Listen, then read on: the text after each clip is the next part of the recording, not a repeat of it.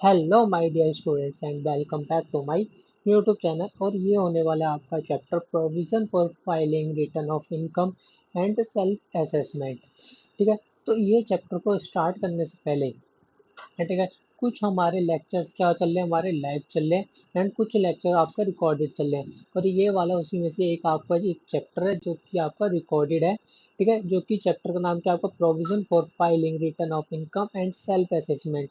इसको स्टार्ट करने से पहले और अभी तक आपने चैनल को सब्सक्राइब नहीं करा है तो चैनल को सब्सक्राइब करें, वीडियो को लाइक नहीं करा तो लाइक करें एंड शेयर करें एंड कमेंट करें। एंड डिस्क्रिप्शन में एक टेलीग्राम ग्रुप का लिंक है। ठीक है, तो उसको जाके जरूर ज्वाइन करें एंड वहाँ पर आपको ठीक है वीडियो से रिलेटेड आपको नोटिफिकेशन मिलती रहती है वहाँ पर। जैसे कि अगर हमारा कोई भी लेक्चर डिले होता है एंड अगर पोस्टपोन्ड होता है वो भी आपको उसके अंदर में उसमें आपको नोटिफिकेशन मिल जाती है उसके अंदर में। ठीक है, टेलीग्राम ग्रुप को इसलिए जल्दी से आके ज्वाइन कर लें। एंड आज का लेक्चर को हम स्टार्ट करते हैं बिना टाइम वेस्ट करें। जैसे कि provision for filing return of income and self assessment, यानी कि इसका मतलब क्या कि आपने एक वर्ड सुना होगा, ठीक है, रिटर्न ऑफ इनकम। ठीक है, कौन सा वर्ड सुना होगा आपने, return of income. Return of income word सुना होगा। ठीक है, आखिर इसका मतलब क्या होता है। ठीक है, इसका क्या मतलब है, जैसे कि आप कोई भी इनकम को कब अर्न करते हो, इनकम को जिस ईयर में अर्न करते हो वो ईयर कौन सा होता है, आप प्रीवियस ईयर। ठीक है, प्रीवियस ईयर में क्या करते हो आप, इनकम को क्या करते हो, अर्न करते हो। और जो असेसमेंट ईयर में क्या करते हैं, असेसमेंट ईयर में क्या करते हैं हम, आईटीआर को क्या करते हैं हम, फाइलिंग करते हैं। ठीक है, तो वही सारी चीज़ें हम आईटीआर फाइलिंग से रिलेटेड हम इस चैप्टर के अंदर में पूरी बात करने वाले। रिटर्न ऑफ इनकम से ड्यू डेट तो क्या हो गया, अगर बिलेटेड रिटर्न क्या होता है, रिवाइज रिटर्न क्या होता है, एसेट्रा, वो सारी क्या चीज़ बात करने वाले हम इस चैप्टर के अंदर में। ठीक है, तो आइए स्टार्ट करते हैं। जैसे कि रिटर्न ऑफ इनकम, ठीक है, तो पहले टॉपिक है हम स्टार्ट करते हैं रिटर्न ऑफ इनकम से। ठीक है, जैसे कि आपने जब करा था कंप्यूटेशन ऑफ टैक्स लाइबिलिटी। ठीक है, टैक्स लाइबिलिटी को हम एक चीज और कहते हैं, हम क्या कहते हैं, टैक्स पेबल। ठीक है, जो कि आपको टैक्स पे करना पड़ता है। ठीक है, तो उसको स्टार्ट करने से पहले हम क्या पहले लिखेंगे, हेडिंग क्या डालेंगे, रिटर्न ऑफ इनकम। ठीक है, रिटर्न ऑफ इनकम के बारे में क्या करेंगे, राइट डाउन करेंगे। Return of income, return of income income is the format in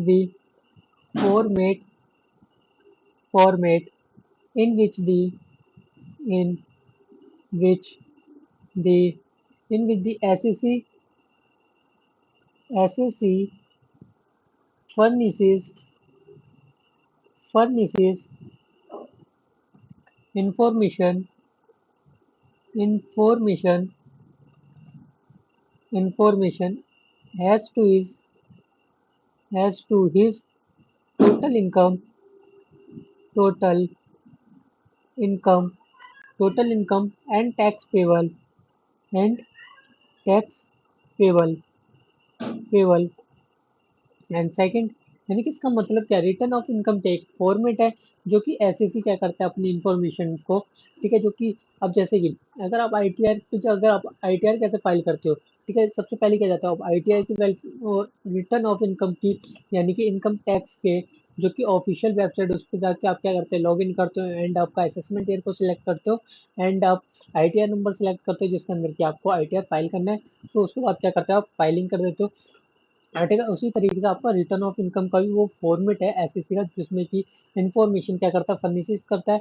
and उसमें जो कि आप टोटल इनकम को फाइंड आउट करोगे। ठीक है, टोटल इनकम के बाद क्या करते हो, आप टैक्स पे करते हो, यानी कि टैक्स पेबल, या फिर कह सकते हो आप टैक्स लाइबिलिटी को क्या करते हैं, कैलकुलेट करते हैं। नेक्स्ट लाइन आपकी यही होने वाली है, the the particular the particular the particulars of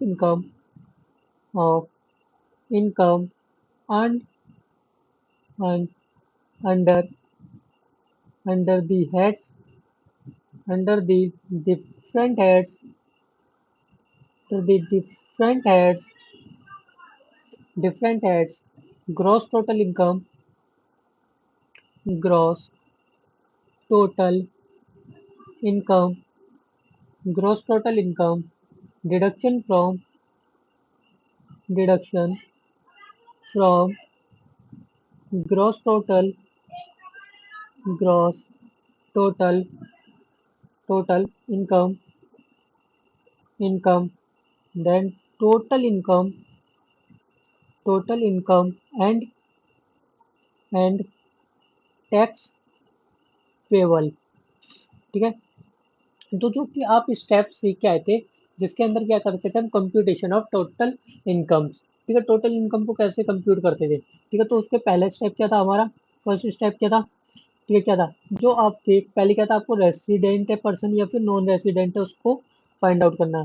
second क्या था, जो आपके डिफरेंट हेड्स ऑफ इनकम होती है, different heads of income, heads of income को क्या करना, फाइंड आउट करना। ठीक है, तो कौन सी इनकम में हमारा ये टैक्सेबल हो रहा है। ठीक है, कितने हेड्स होते हैं हमारे, 5 हेड्स होते हैं। फर्स्ट होता है आपका salary, second house property and third house property हो गया, एंड थर्ड क्या था आपका, PGBP. Fourth fourth capital gain. Fifth other sources, fifth other sources. ठीक है, आखिर हमें क्या फाइंड आउट करना है। ठीक है, कौन सी इनकम हमारे कौन से हेड्स के अंदर में हमारी टैक्सेबल होगी, इसको क्या करना है, फाइंड आउट करना है। अगर आप, ठीक है, पांचों हेड्स का अगर आप सम कर लेते हो तो फिर क्या निकल के आता है हमारे पास, ग्रॉस टोटल इनकम। ठीक है, आपको ऊपर ऊपर से बता रहा हूँ, जब आपने जो अगर कंप्यूटेशन ऑफ टैक्स लाइबिलिटी नहीं देखा या फिर बेसिक कंसेप्ट नहीं देखा तो उसको जरूर जाके चेकआउट करें। एंड उसके बाद आता है आपका क्या निकल के आता है, gross total income, gross total income. And fourth step में क्या करते थे, लेस करते थे, लेस क्या, deduction, under section 80 C to 80 U का क्या करते थे, डिडक्शन को लेस करते थे। एंड उसके बाद जो कि नेक्स्ट स्टेप में क्या निकल के आता था आपके पास, टोटल इनकम। जब आपकी टोटल इनकम निकल के आती थी, टोटल इनकम निकलने के बाद देन आप क्या कर निकालते थे, आप क्या कैलकुलेट करते थे, नेक्स्ट कैलकुलेट क्या करते थे, टैक्स लाइबिलिटी। कैलकुलेट क्या करते थे, टैक्स लाइबिलिटी या फिर कह सकते हो टैक्स पेबल को क्या करते थे, कैलकुलेट करते थे। वही हमारा सेकंड पॉइंट कह रहा है। ठीक है, जो कि आप इनकम को अर्न करते हो डिफरेंट हेड्स में। ठीक है, किसमें, डिफरेंट हेड्स में करते हो। जैसे कि आपकी 5 हेड्स ऑफ इनकम होती है, उसके बाद क्या निकल के आता है आपका, ग्रॉस टोटल इनकम। ठीक है, उसमें से क्या लेस करते हो आप, डिडक्शन, एंड उसके पास में निकल के आता है टोटल इनकम। उसके बाद क्या कंप्यूट करते हैं, ठीक है, टैक्स पेबल या फिर कह सकते हो टोटल लाइबिलिटी। सेकंड स्टेप यही था आपका। And third, in short in short a return of income, a return of income return of income return of income is the declaration declaration of income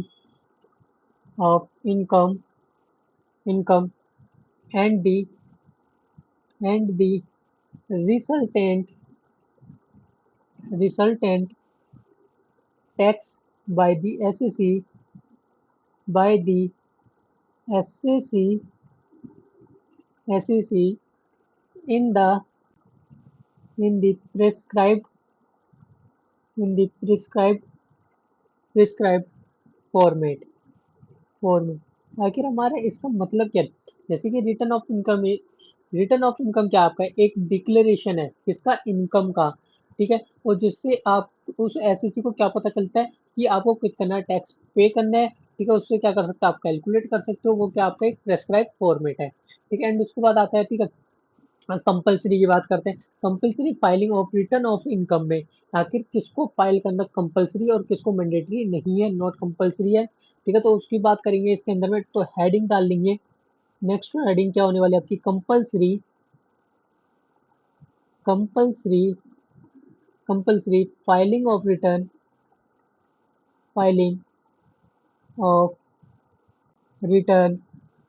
return of income return of income that is your section 139 ठीक है, इसके अंदर में क्या बात करने वाले हैं, जो हम रिटर्न ऑफ इनकम फाइल करते हैं। ठीक है, तो किसको मैंडेटरी और किसको मैंडेटरी नहीं है। तो सबसे पहले लिखेंगे, as per section first as per section as per section 139(1) it is compulsory it is compulsory it is compulsory for for companies companies and and firms firms to file a return to file a return of income or or loss for for every every previous year every previous year every previous year or or before before the the due date in the in the prescribed prescribed form। ठीक है, आइए उस point को समझते हैं। ठीक है, और अगर जिस बच्चे को ठीक है क्या करना है, कम समय में ज्यादा आपको आउटपुट लेना है। ठीक है, ये जो आपके ज्यादा आपको जैसे कि आपको 1 डेज के अंदर में पूरा का पूरा पूरी की पूरी आप इनकम टैक्स को कंप्लीट कर सकते हो। ठीक है, तो उसके लिए आपके लिए जो लाया गया है वो आपका चार्ट फ्लो सीरीज लाई गई है।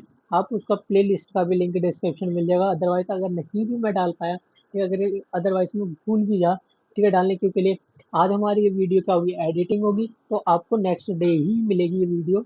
इसलिए ठीक है, अगर मैं नेक्स्ट डे अगर मैं डालना भूल गया, ठीक है, तो आप चैनल के अंदर में जाके प्लेलिस्ट सेशन में जाकर आपको चार्ट फ्लो नाम से मिल जाएगा।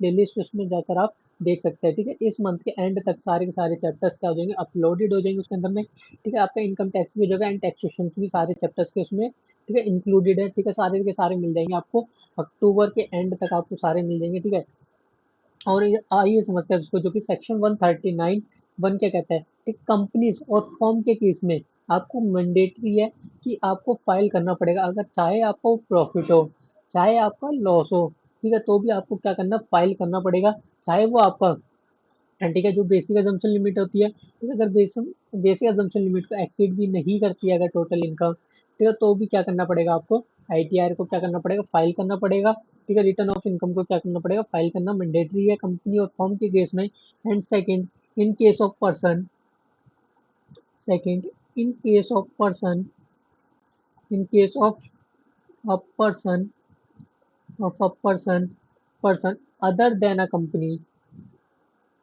other than a company other than a company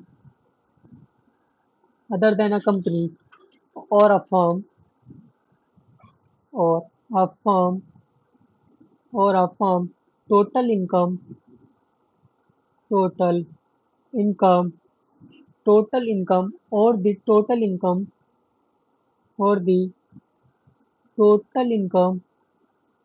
total income of any other other income or income or loss loss for the for the previous year for the previous year in the in the prescribed prescribed form and verified and verified in the prescribed manner in the prescribed manner prescribed manner। ठीक है, तो जल्दी से क्या कर लेंगे, अगर write down करना है तो वीडियो को पॉज करें एंड राइट डाउन करें। ठीक है, क्योंकि हमारे पास टाइम कम है एंड सिलेबस ज्यादा है। ठीक है, इसलिए क्या करेंगे, ठीक है, क्या करेंगे, पूरा का पूरा नोट करेंगे जल्दी जल्दी। ठीक है, इसमें which is the under of the total income of any other income other income of the loss of the prescribed year under this limit. ठीक है, थोड़ा इसमें एडिटिंग करें। I think case of person, इसमें थोड़ी एडिटिंग करते हैं। ठीक है, इसे एक बार रफ करेंगे। ठीक है, कहाँ से करेंगे? If person of the total of the income any other any other income, यहाँ से क्या करेंगे, इसे एक बार चेंज करेंगे। ठीक है, रफ करके दोबारा से लिखेंगे, इसमें थोड़ा एडिट करेंगे।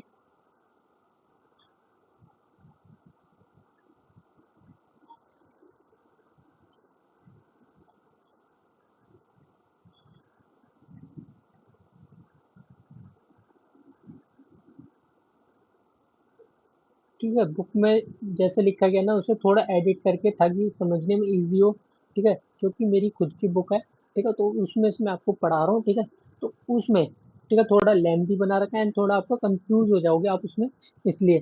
ठीक है, तो इसको लिखेंगे person any other person in in respect in respect of which he is accessible accessible under the under under this act during the in the previous year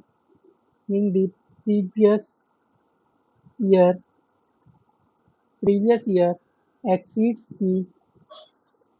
exceeds the the basic assumption limit the basic assumption assumption limit। ठीक है, अब कर लेंगे इसे, write down कर लेंगे। Write down करना है या फिर स्क्रीनशॉट लेना है, स्क्रीनशॉट ले लेंगे। ठीक है, आखिर क्या क्या रहा है अगर पर्सन के केस में। ठीक है, वो उसमें क्या है, अदर देन आपकी कंपनी और फर्म। कंपनी और फर्म के केस में क्या था, कंपलसरी था आपको फाइल करना। ठीक है, रिटर्न ऑफ इनकम को फाइल करना कंपलसरी था, चाहे वो आपकी बेसिक अजम्पशन लिमिट को भी एक्सीड ना करे, फिर भी क्या आपको मैंडेटरी आपको फाइल करना। अगर एज अ मेंबर, ठीक है, अदर देन कंपनी और अदर देन फर्म, अगर आपको टोटल इनकम अगर बेसिक अजम्पशन लिमिट को अगर एक्सीड नहीं करती है, तो आपको मैंडेटरी नहीं है आईटीआर को फाइल करना। तो अगर एक्सीड करता है तो आपको क्या मैंडेटरी है। ठीक है, तो आपको क्या होगा, मैंडेटरी होगा। अगर आपकी बेसिक अजम्पशन लिमिट को एक्सीड कर जाती है आपकी टोटल इनकम, तो आपको मैंडेटरी एज अ पर्सन। ठीक है, and third point third point every person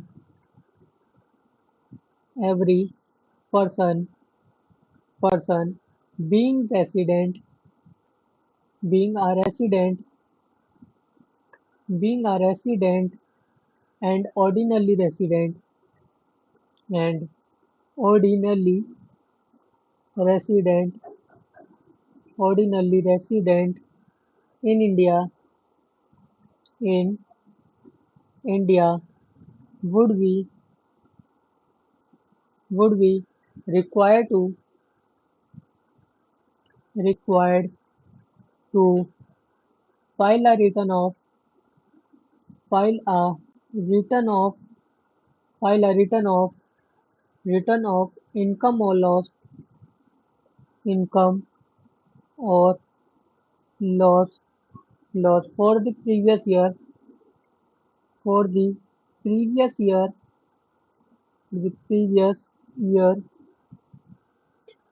year in the prescribed form in the prescribed in the prescribed form form and and verified verified verified in the prescribed manner prescribed manner manner। ठीक है, prescribed manner में पहले क्या आता है आपका, first a part hold hold holds a beneficial beneficial owner beneficial owner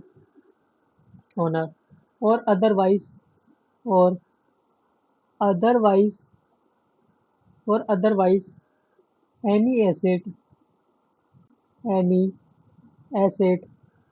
including including any including any any financial any financial interest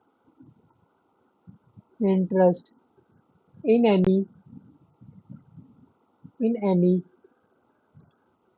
entity entity located located outside India located outside India or as a as a signing authority as a signing authority। ठीक है, पहले ऐसे write down कर लेंगे सारे के सारे point, फिर ठीक है एक ही बार में एक्सप्लेन कर लेंगे। Authority in any in any account account located located outside outside India India और ठीक है सेकंड पॉइंट को लिखने से पहले ठीक है ये वाला पॉइंट क्या समझ लेंगे। ठीक है, जो कि आपका बेनिफिशियल ओनर है ठीक है वो भी कौन सा, अदरवाइज उसके पास कोई एसेट्स हैं उसमें क्या इंक्लूड होगा हो, ठीक है इंक्लूडिंग उसमें आपका फाइनेंशियल इंटरेस्ट कोई भी इक्विटी का आपका फाइनेंशियल इंटरेस्टेड एंड वो लोकेटेड कहाँ पे आउटसाइड इंडिया। ठीक है, एंड जो कि साइनिंग है signing authority in any account located outside India, तो क्या आपको मैंडेटरी है फाइल करना, रिटर्न ऑफ इनकम को फाइल करना आपके लिए क्या है मैंडेटरी है। And second point B point ठीक है, is a beneficiary beneficiary beneficiary of any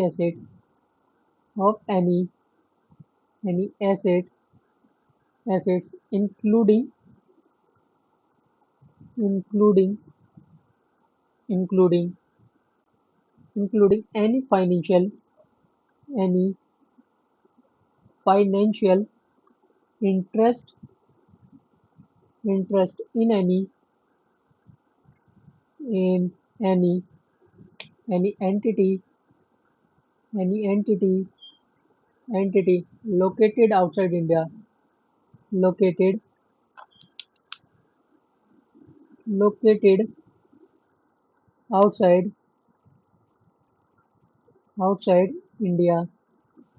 ठीक है, आपको अगर कोई भी एसेट है ठीक है उसका अगर आप बेनिफिशियरी ओनर हो और वो कहाँ पर आपका लोकेटेड है आउटसाइड इंडिया, तो आपको मैंडेटरी है रिटर्न ऑफ इनकम को फाइल करना।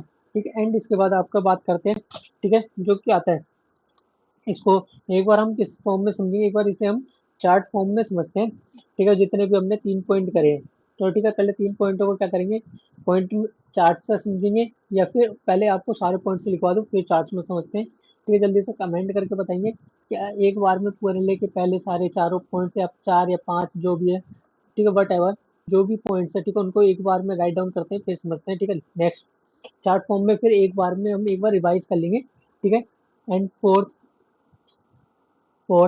क्योंकि ना हमें विद नोट्स करना है इसलिए हम नोट्स के साथ में कर रहे हैं।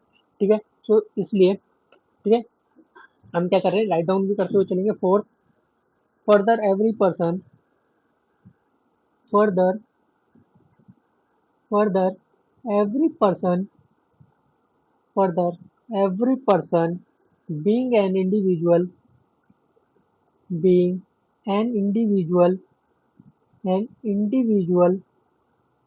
individual or a HUF or a HUF or an AOP AOP BOI whether whether whether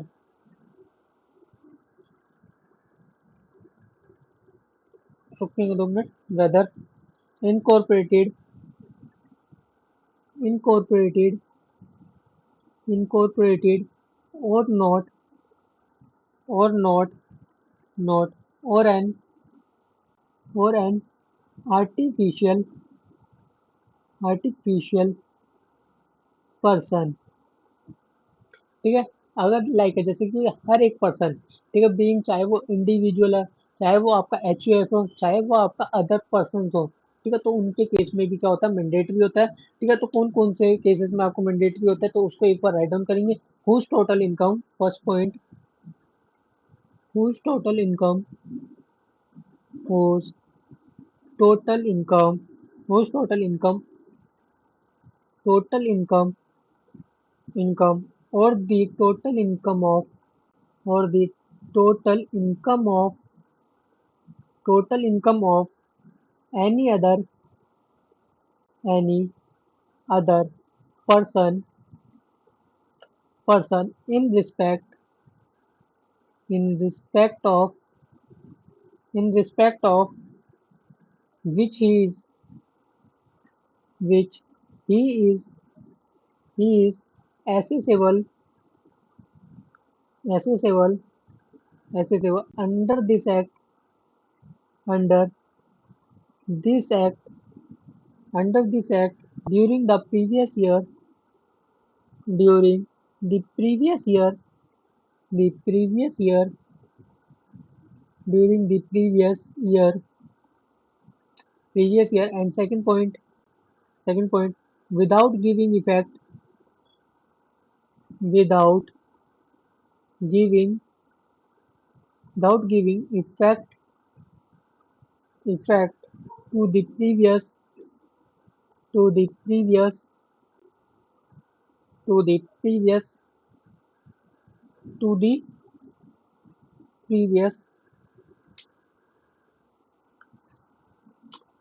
previous को काट के लिखेंगे provision, provision, provision of chapter,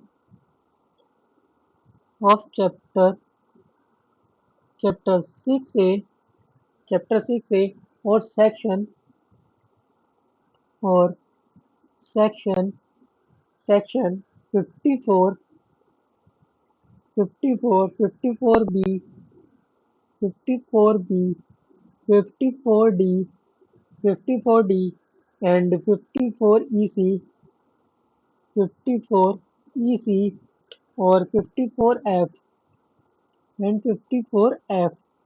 ठीक है, तो इन दो पॉइंटों को क्या पहले हम समझते हैं, फिर ठीक है, फिर नेक्स्ट लिखेंगे। ठीक है, जो कि अगर, जो कि फर्स्ट पॉइंट क्या कहता है आपका, ठीक है, तो क्या कहता है, अगर आपकी टोटल इनकम, ठीक है, और अदर पर्सन में क्या करनी चाहिए, अगर आपकी एसेसेबल है अंडर दिस एक्ट, तो आपको मैंडेटरी फाइल करना रिटर्न ऑफ इनकम। और अगर आप without giving any effect, like जैसे कि प्रोविजंस में अंडर चैप्टर 6 ए में, और section 54, 54B, 54D, 54EC and 54F में गिवन है। ठीक है, अगर विदाउट गिविंग इफेक्ट में भी क्या आपको मैंडेटरी फाइलिंग करना है। एंड इसके बाद अगर एक्सीड कर जाती है आपकी बेसिक अजम्पशन लिमिट को, तो आपको मैंडेटरी होगा आपको रिटर्न ऑफ इनकम करना। ठीक है, तो exceeded the basic assumption limit, the basic assumption assumption limit, limit basic assumption limit is required to, is required to, is to required his to his income, of his income, or income of such, or income of income of such other person, other other person on before or before the due date, the due date। ठीक है, तो अगर basic assumption limit को exceed कर जाता है, तो आपको ड्यू डेट से पहले ही आपको क्या करना है, रिटर्न ऑफ इनकम को क्या करना, फाइलिंग करना आपको लिए मैंडेटरी है। ठीक है, अगर बेसिक अजम्पशन लिमिट को अगर एक्सीड नहीं करती है, तो आपको मैंडेटरी नहीं होगा आईटीआर को फाइल करना। एंड इसके बाद फिफ्थ आता है, ठीक है, जो कि है any person other than company और फॉर्म। ठीक है, और जो कि क्या नहीं करते, ठीक है, उन्हें रिक्वायर्ड नहीं है फिफ्थ स्टेप में। ठीक है, fifth point, fifth point, any person, any person other than a company, other than a company, other than a company or a firm who is not required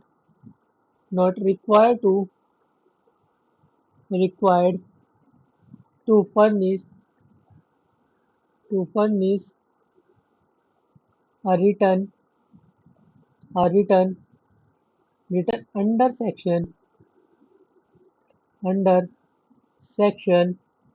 section 139(1) is required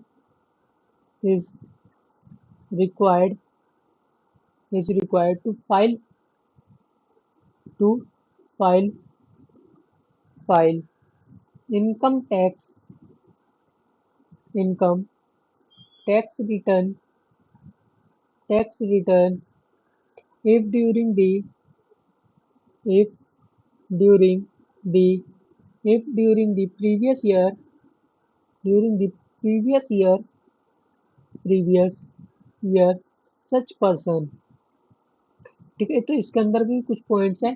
ठीक है, जैसे कि आपका कोई person हो गया, other than company और firm में क्या होता है, आपको मैंडेटरी होता है। एंड उसके बाद जो कि return of income under section 139(1) के अंदर भी क्या आपको रिक्वायर्ड है फाइल करना इनकम टैक्स रिटर्न को, but who is not required to furnish return of income under section 139(1) is required to file income tax return if during the previous such person. ठीक है, तो कौन कौन सा है, तो फर्स्ट क्या आएगा आपका, हैज डिपॉजिटेड। ठीक है, तो किसको मैंडेटरी है, ठीक है, बट क्या कहता है हमारा, ठीक है, कुछ चीजें ऐसे हैं जिसमें हमें रिक्वायर्ड नहीं है, तो किसमें रिक्वायर्ड है और किसमें रिक्वायर्ड नहीं है, तो उसकी बात करेंगे। ठीक है, तो हैज डिपॉजिटेड। ठीक है, अगर जैसे कि जो हमारे बुक्स जैसे कि हम ऑडिटिंग होती है, ठीक है, जिससे अगर हम ऑडिटिंग कराते हैं, ठीक है, तो उसमें क्या आपको मैंडेटरी होता है कि आपको फाइल करना नहीं फाइल करना, तो हम सारी चीजें इसके अंदर में कवर करने वाले हैं।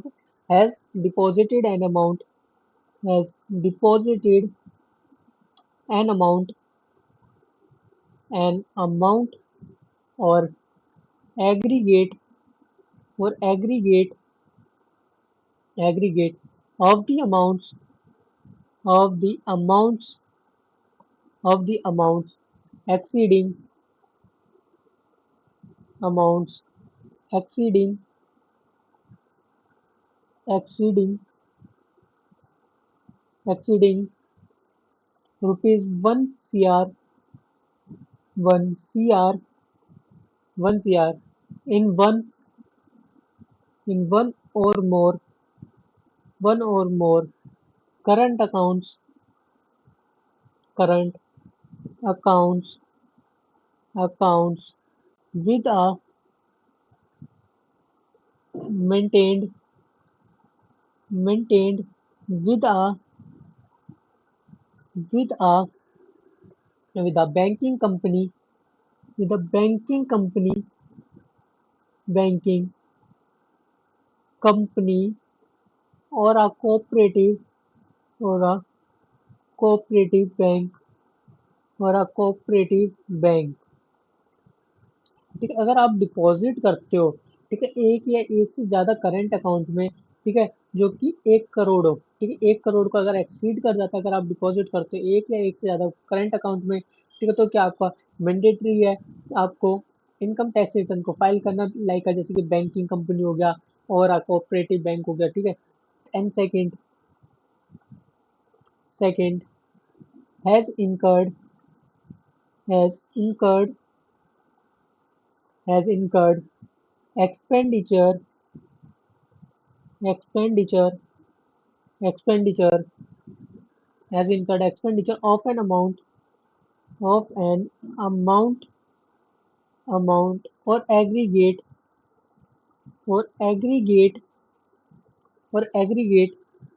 of the of the amounts of the amounts exceeding exceeding rupees 2 lakhs for for himself himself or any other person other person for for travel to a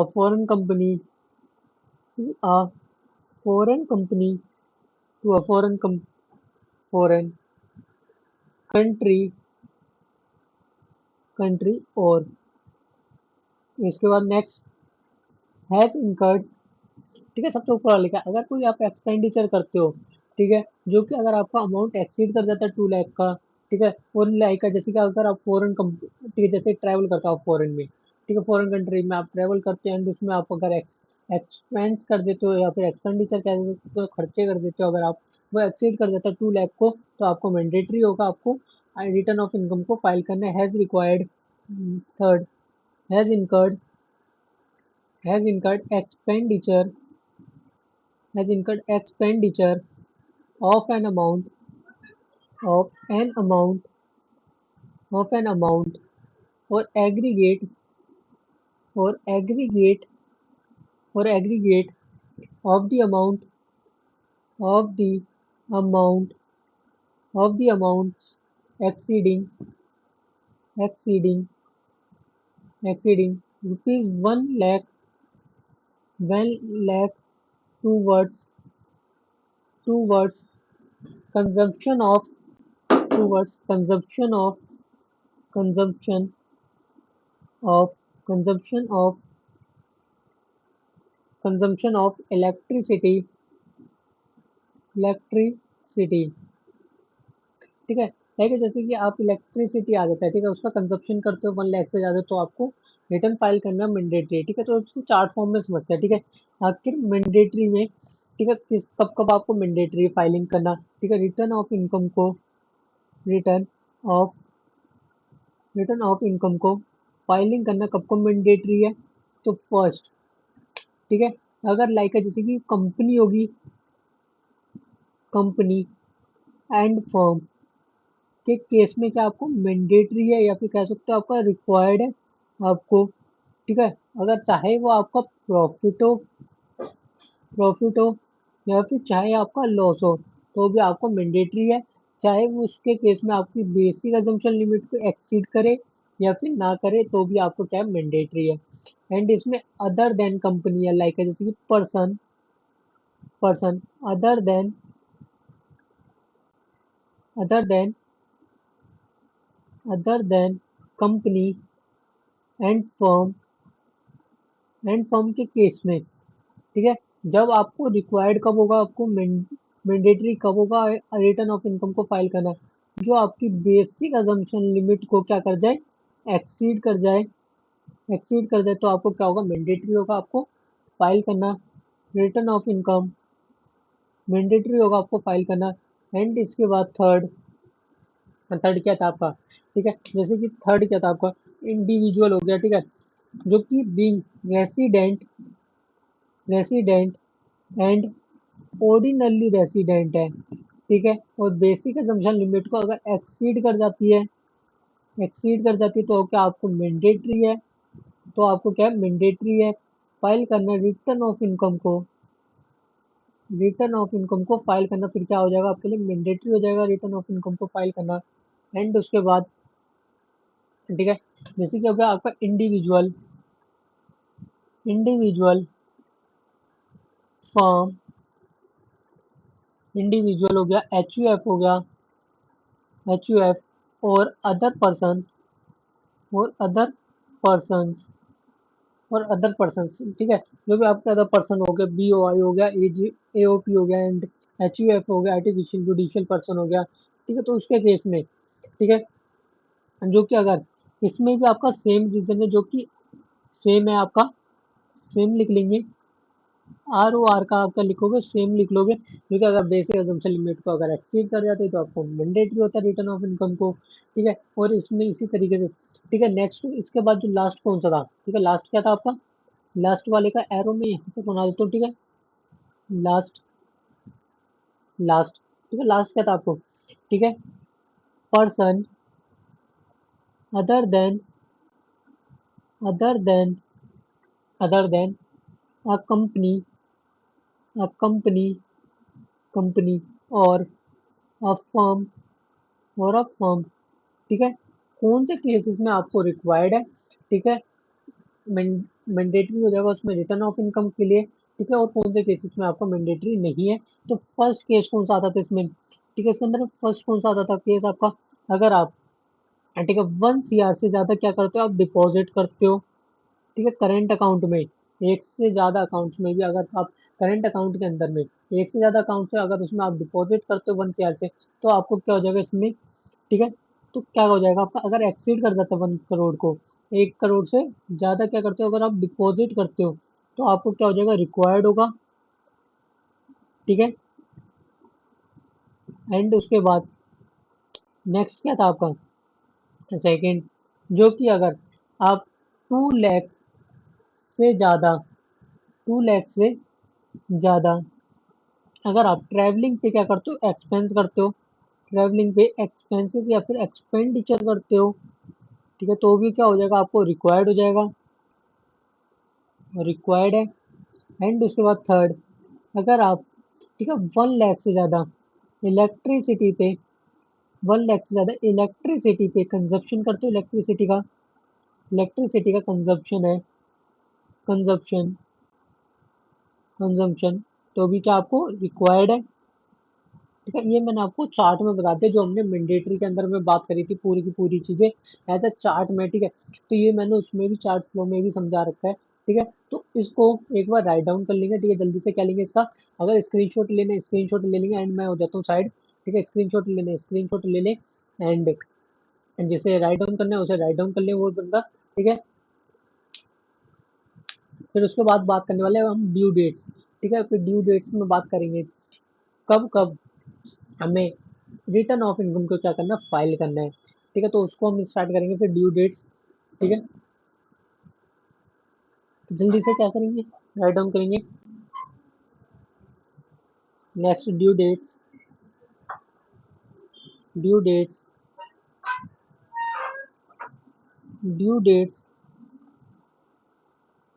due dates first first a company a person other than a company other than a company other than a company other than a company next, ठीक है, जिसमें कि ये क्या है, आपको required है audited की ऑडिट की क्या रिक्वायर्ड है।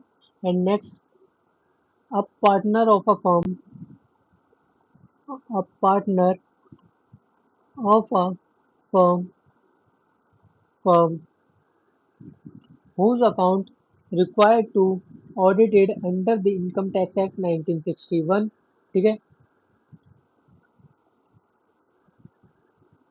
तो इनकी जो कि ड्यू डेट्स क्या हो जाएगी तीनों की, ठीक है, इन तीनों की ड्यू डेट्स क्या होगी आपकी, 31 अक्टूबर 31 October, date is your due dates. And next आएगा आपका, ठीक है, नेक्स्ट नेक्स्ट एनी एसएससी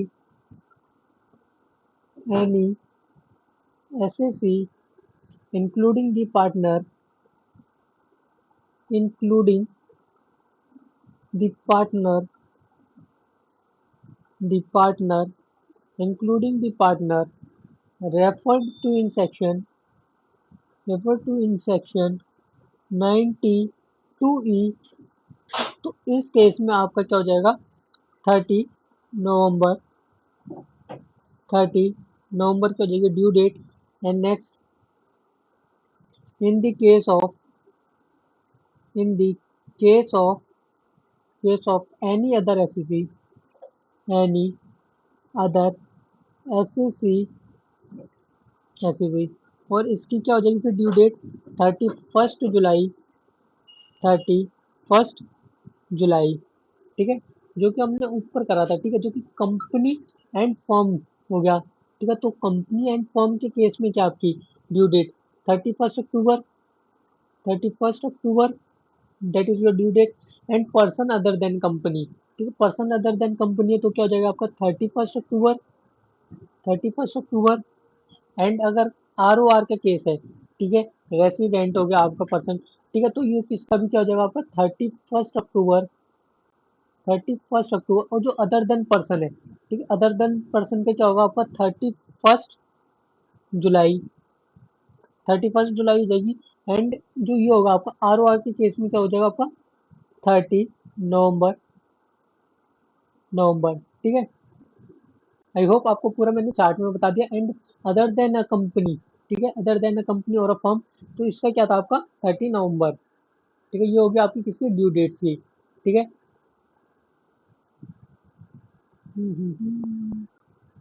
ये होगी ड्यू डेट्स आपकी। इसके बाद कुछ, ठीक है, रिटर्न ऑफ लॉस, अगर आपका लॉस होगा तो उसको रिटर्न कैसे करेंगे। एंड फीस और default in furnishing, furnishing, return of income की बात करेंगे इसके बाद नेक्स्ट। सो वो हम करेंगे नेक्स्ट लेक्चर में, लेक्चर नंबर 2 के अंदर में। आई होप आपको यहाँ तक क्लियर होगा और आपने आपने नोट्स भी बनाए होंगे मेरे साथ में, ठीक है। और अगर, ठीक है, और अगर आपको शॉर्ट में करना पूरा पूरा तो आप चार्ट फ्लो को देख सकते हो, उसके अंदर में पूरे कंसेप्ट आपको क्लियर है, ठीक है। तो इसके अंदर में मैं क्या प्रिपेयर करा रहा हूँ, आपको नोट्स करवा रहा हूँ, ठीक है। जितना पॉसिबिलिटी है उतना मैं आपको समझाने की कोशिश कर रहा हूँ, ताकि हमारे पास तो टाइम कम है एंड हमारे पास सिलेबस ज़्यादा है, ठीक है। तो इसलिए, ठीक है, टाइम कंज्यूमिंग लगेगा आपको, तो इसलिए हम करते हैं इसे अब यहाँ पर एंड करते हैं। हम मिलेंगे हम लेक्चर नंबर 2 में, तब तक के लिए take care, bye bye and जय हिंद।